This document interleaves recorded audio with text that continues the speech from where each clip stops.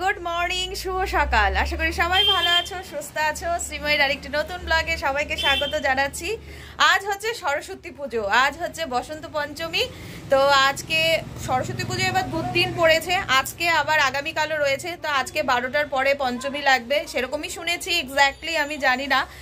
তো বাজে এখন 12:30। এদিকে আমার ঠাকুর ঘরের সমস্ত যোগাযন্ত্র হয়ে গেছে। তো ঠাকুর ঘরে যোগাযন্ত্র করে এলাম, তারপর একটা শাড়ি পরলাম, নতুন শাড়ি। পুজোর দিন তো একটু শাড়ি না পরলে ভালো লাগে না। সকালবেলা উঠেই কিন্তু ঠাকুর ঘরে গিয়েছি, সকালে একবার পুজো হয়ে গেছে, তারপরে পুজো জোগাড় করে এখন যাব পুজো দিতে। তা এখন মায়ের পুজো করব, চলো। আর পুজো খুব সামান্যভাবেই করব, নিজেই করব, পুরোহিত দিয়ে করছি না, কারণ পুরোহিতের কাছে গিয়েছিলাম, উনি যে টাইম টেবিল বলছে তাতে আমাদের একটু অসুবিধে। তো চলো, সরস্বতী পুজো, লক্ষ্মী পুজো এগুলো আমি নিজেই করি। আগে পুরোহিত দিয়ে করাতাম, তবে এখন নিজেই করি। তো চলো, তোমাদেরকে ঠাকুর ঘরে নিয়ে যাই। আর খুব সামান্যভাবে আয়োজন করেছি, চলো তোমাদের সাথে একটু শেয়ার করি। তো এখানে আমার মোটামুটি সব যোগাযন্ত্র হয়েছে, এখানে সব রেডি করলাম। আর এখনো ঠাকুরের আসনে ঠাকুরকে বসাইনি, ঠাকুরকে বসাবো। সকালে গোপাল পুজো দিয়েছি, আর এদিকে ঘরটট আমি সব রেডি করে নিয়েছি। তো চলো পুজোটা শুরু করি। এমনি তো আমি প্রত্যেক দিনই সরস্বতী পুজো, মানে সরস্বতী মায়ের পুজো করি, আমার সিংহাসনে সরস্বতী মায়ের মূর্তি রয়েছে। আর এবছর ভাবলাম এই ফটোটা দিয়ে পুজো করব। কারণ এবার আমাদের সমস্ত ওয়ার্ড থেকে সমস্ত ছাত্রছাত্রীদের, মানে যারা মাধ্যমিক আর উচ্চ মাধ্যমিক দিচ্ছে, তাদেরকে এই সরস্বতী ঠাকুরের ফটোটা দিয়েছে। প্রত্যেকবার মূর্তি দিয়েই পুজো করি, তো ভাবলাম চলো এবার এই ফটো দিয়ে পুজো করি। আর আমার তো পিতলের ছোট্ট সরস্বতী ঠাকুর রয়েছেই, তো চলো পুজোটা শুরু করি।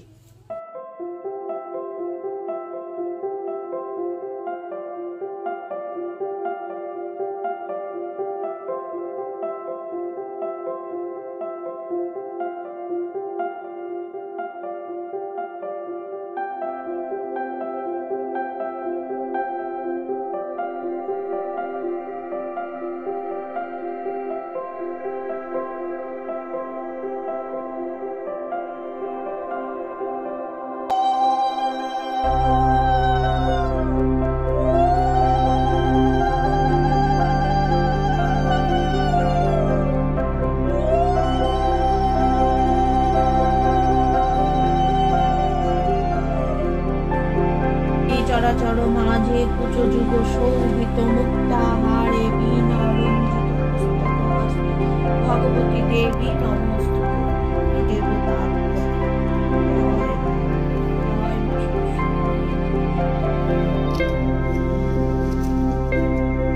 তো পুজো হলো কমপ্লিট। পুজো দিয়ে এইমাত্র উঠলাম, মানে ঠাকুর ঘর পরিষ্কার করে একবারে প্রসাদ সরিয়ে নিলাম, সবাইকে প্রসাদ দিয়েও দিয়েছি। আর এই যে আমার মেয়ে এখন রেডি হচ্ছে, বাজে এখন 2:30 বেজে গেছে, এখনো রান্না বান্না কিছু হয়নি। এখন যাব রান্নাঘরে, তার আগে আবার মেয়েকে একটু রেডিও করে দিলাম। ও পড়েছে একটা মেঘলা, তো ও এখন যাচ্ছে স্যারের বাড়িতে। স্যারদের বাড়িতে আজকে পুজো করেছে, তো আজকে স্যারদের বাড়িতে যাচ্ছে। এদিকে ঘর, তো এই যে পুজো করে ও স্যারের বাড়িতে মনে হয় আজকে প্রসাদ খাবে, তাই না? বাড়িতে খাবি না? বাবা ইলিশ মাছ আনছে, আজকে আমাদের ইলিশ মাছ খেতে হয় সরস্বতী পুজোর দিন। তো সেরকমই ইলিশ মাছ নিয়ে এসছে বাজার থেকে। তো এখন রান্নাবান্না হবে, জানি না কখন কি করব। এখনো আমি একদম উপোস রয়েছি, প্রসাদ নিইনি, সবাইকে দিলাম, শুধু চরণামৃত নিয়েছি। তো মেয়ে এখন বেরোবে, তো চলো আমি যাই রান্নাঘরে। তো আমি নিয়ে নিলাম অল্প প্রসাদ, একটু চাল কলা, মিষ্টি, দই আর খই নিয়েছি। ফল টল আর নিইনি, ফল দিয়ে পুজো দিয়েছি, ফলটা পরে খাবো। হ্যাঁ ভাল লাগছে। তো চলো প্রসাদ খেয়ে নিই, তারপর রান্নাঘরে যাই, তাই না?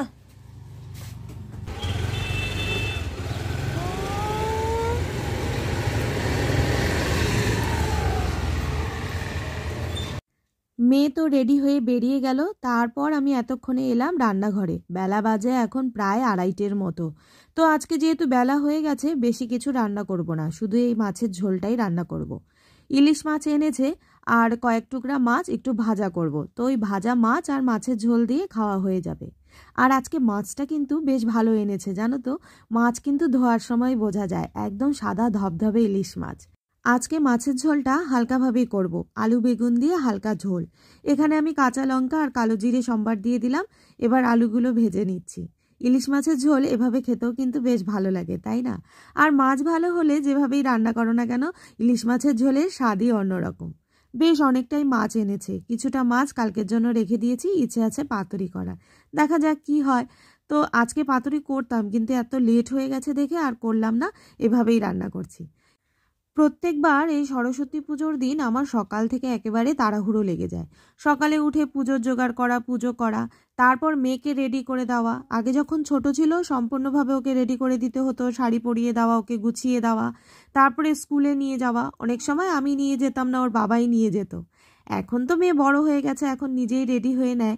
তবে ওই যে শাড়িটা একটু ধরে দেওয়া, কুচিটা ঠিক করে দেওয়া, পিনটা করে দেওয়া, তারপর ও যতক্ষণ না ঘর থেকে বেরোচ্ছে ততক্ষণ আমি রান্নাঘরে আসতে পারি না। একটা না একটা প্রয়োজন লেগেই থাকে।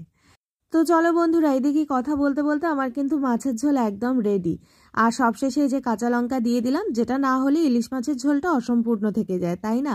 আর বেলা অনেকটাই হলো, তো ঝোলটা নামিয়ে এবার কর্তামশাইকে খেতে দিয়ে দেবো। সারাটা দিন আজকে খুব ব্যস্ততার মধ্যে দিয়ে কাটলো।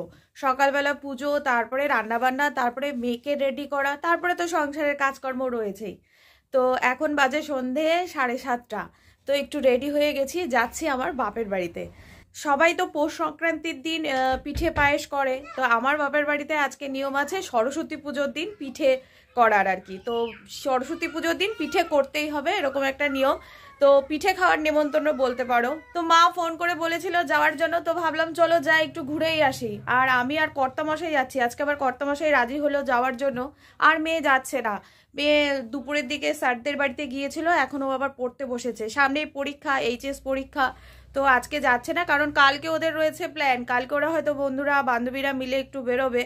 এখন তো মানে এবছর তো সরস্বতী পুজো 2 দিন পড়েছে, আজকে আবার আগামীকালও রয়েছে।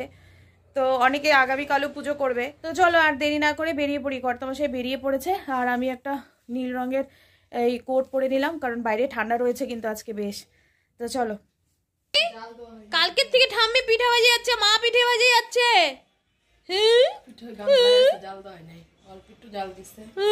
আর মিঠি পড়াশোনা করতে ব্যস্ত। এই যে মিঠির পড়াশোনা, মিঠির পড়াশোনা। যদি বলি না আয় বাঁধবো চুল, সোজা এসে পড়ে। পিঠা ভাজা হচ্ছে, সরা পিঠা, চিতই পিঠা। এই যে এখানে সরাই পিঠা হচ্ছে, হবে। শুনেছি আগে সবাই পিঠে ভাজতো উনুনে, শীতকালে উনুন ধরিয়ে উনুনের পাশে বসে পিঠে ভাজা হতো। তাতে কি হয়, এই বসে বসে পিঠে ভাজলে অনেকক্ষণ মানে অনেকগুলো পিঠে ভাজা যায় আর কি, কোনো অসুবিধে হতো না। কিন্তু এখন তো তা নয়, এখন তো গ্যাসে পিঠে ভাজা হয়, তাই অনেকক্ষণ দাঁড়িয়ে থাকতে থাকতে একটু অসুবিধেই হয়। যেমন আজকে আমার মা বিকেল থেকে পিঠে ভাজা শুরু করেছে, তাই বলছে কোমরটা ব্যথা করছে, করবেই স্বাভাবিক। আর বছরকার দিনের পিঠে তো একটু বেশি করেই ভাজতে হয়, কারণ সবাইকে দিয়ে টিয়ে তারপরে খাওয়া হয়। যেমন আজকে আমরা চলে এসেছি পিঠে খেতে। তাহলে চলো বন্ধুরা, আজকে গরম গরম পিঠে দিয়ে ব্লগটা শেষ করছি। কেমন লাগলো আজকের ভিডিওটা কমেন্টে অবশ্যই জানিও। ভালো লাগলে লাইক, শেয়ার আর সাবস্ক্রাইব করে আমার পাশে থেকো। তো চলো, দেখা হবে আরেকটি নতুন ব্লগ নিয়ে খুব শিগগিরই। সবাই ভালো থেকো, সুস্থ থেকো, সাবধানে থেকো। আজকের মতো টাটা।